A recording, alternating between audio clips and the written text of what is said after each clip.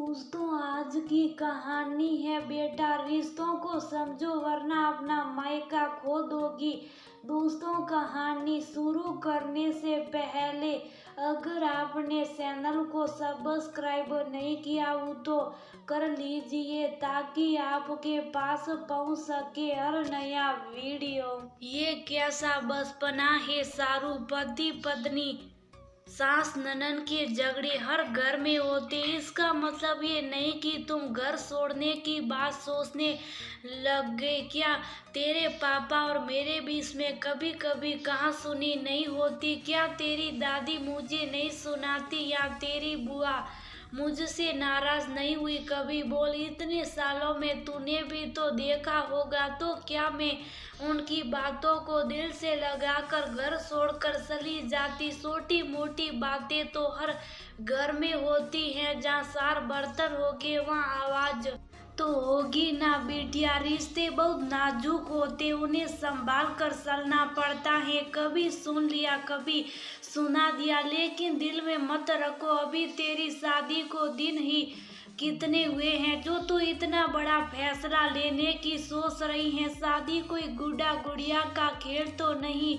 Mummy, आप मेरी दुख तकलीफ समझने की बजाय मुझे ही समझाने लगे। सारू नाराज होते हुए बोली, दुख तकलीफ क्या दुख तकलीफ है तुझे? जरा मैं भी तो सुनूं। सारू की मम्मी उसके पास बैठते हुए बोली, प्राइवेसी नाम की चीज नहीं है उस घर में। जब देखो कभी जेठानी बच्चों के साथ आ धमकती हैं तो कभी ननद अपने बच्चों के साथ मेला सा लगा रहता। हर छुट्टी के दिन कोई आराम करे भी तो कैसे? सबसे बड़ी बात कि सब मेरे कमरे में ही घुसे रहते। बच्चे तो मुझसे ऐसे चिपके रहते जैसे मैं उनकी सासी मामी नहीं। दोस्तों, उनकी माएँ भी उन्हें समझाने की बजाय मुझे ही कहती हैं नहीं होना, इसलिए तुमसे मिलने चले आते हैं।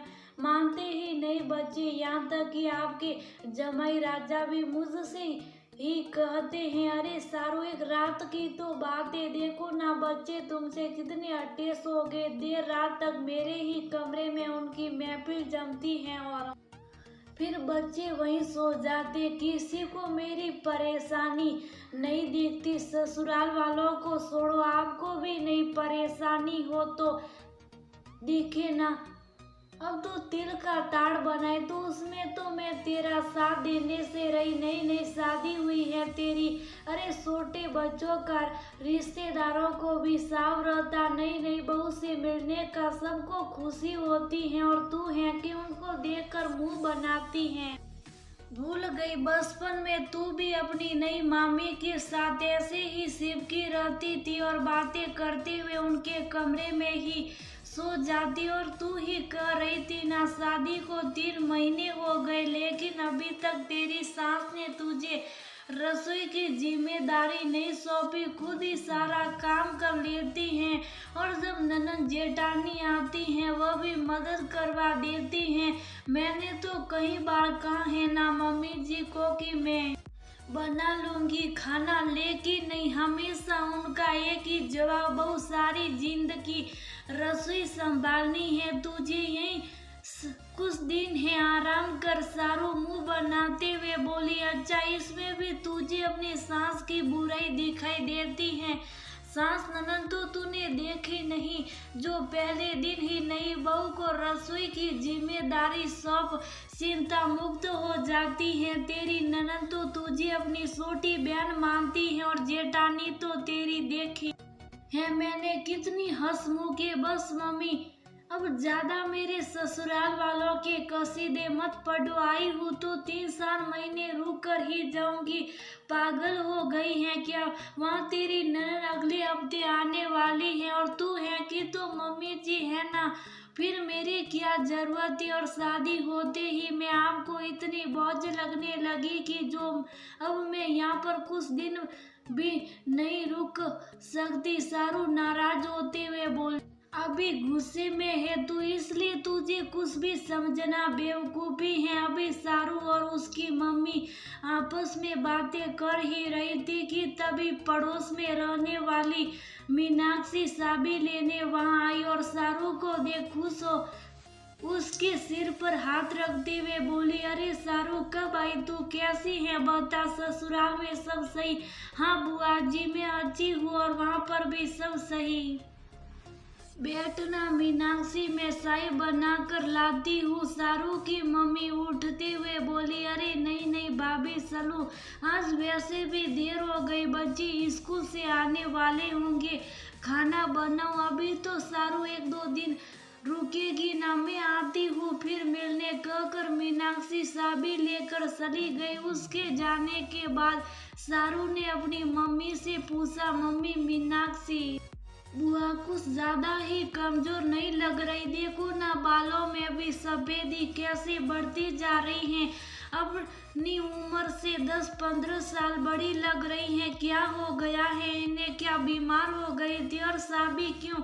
क्या मीनाक्षी बुआ अपने भाई भाभी से अलग रहने लगी है? क्या कोई बीमारी नहीं? अपने इन हालातों की खुद जिम्मेदार है ये? मतलब मैं समझी नहीं मम्मी, मतलब साहब जिंदगी ने जो इसे दिया था ये उससे खुश नहीं थी। ये 20-21 साल की उम्र में इसकी शादी बड़े पूरे परिवार में हुई थी।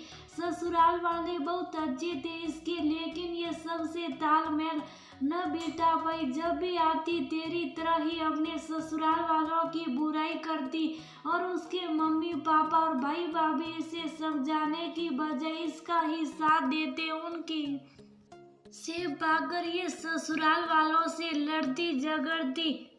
इन लड़ाई झगड़ों में ही 3-4 साल निकल गए। इस बीच ये 2 जुड़वा बच्चों की माँ भी बन गई और एक बार ससुराल वालों से ऐसी नाराज हुई कि फिर कभी ससुराल नहीं गई। इसके ससुराल वालों व पति ने कितनी नाक रगड़ी, कितना मनाया, सबके हाथ जोड़े, लेकिन मीनाक्षी व उसके परिवार वाले टस से मस नहीं हुए।